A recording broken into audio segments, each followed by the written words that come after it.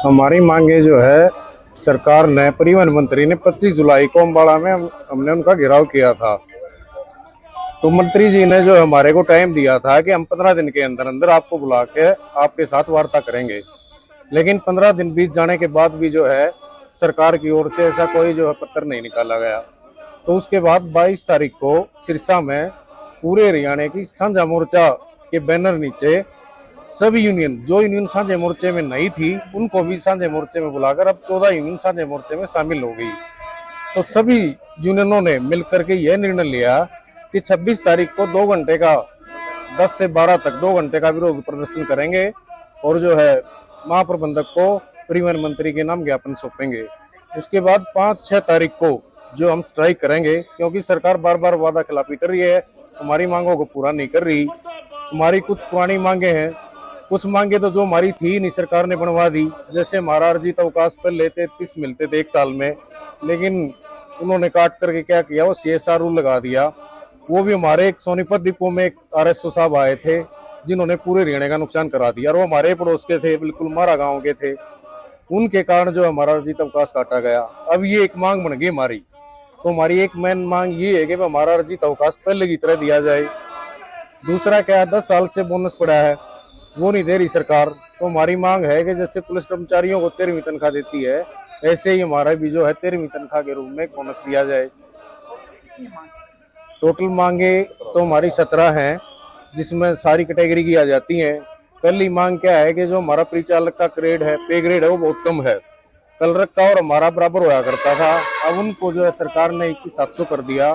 तो हमारी भी मांग है कि हमारा पे ग्रेड 21,700 किया जाए, और जैसे उनको 3 इंक्रीमेंट दी है, ऐसे ही सभी परिचालकों को जो है 3 इंक्रीमेंट दिया जाए। 10 साल हो गए मेहनत कर रहे हैं, रूल रेगुलेशन से भर्ती हुए, रोडवेज के सारे नियमों के अनुसार, उनको पक्का नहीं कर रहे।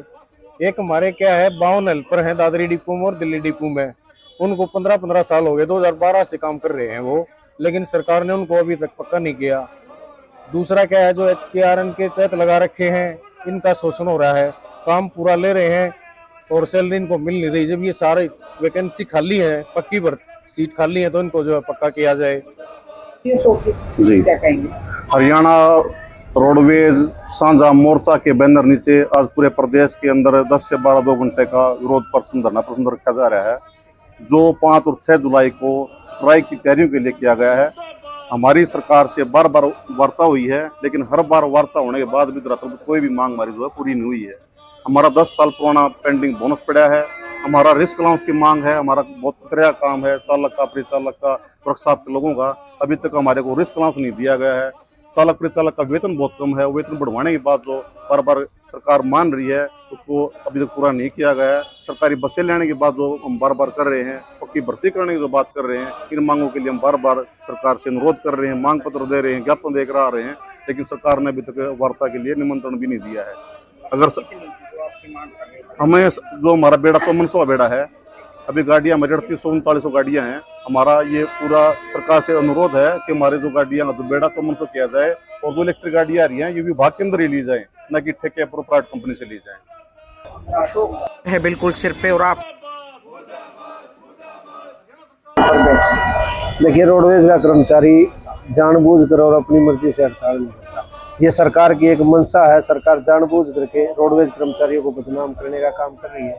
अगर ये सरकार चाहती तो ये ना तो ये धरना प्रदर्शन होता, ना ये कर्मचारी आज यहाँ बैठे होते। सरकार बातचीत कर ले, कर्मचारियों की मांगे जो जायज मांगे कर रखी है उनको पूरा कर दे, तो रोडवेज का कर्मचारी ना तो हड़ताल की तरफ जाएगा, ना ही धरना प्रदर्शन पर बैठेगा। देखिए, आज का ये हमारा जो 2 घंटे का प्रदर्शन है, ये साझा मोर्चा के बैनर के नीचे आज हम कर रहे हैं।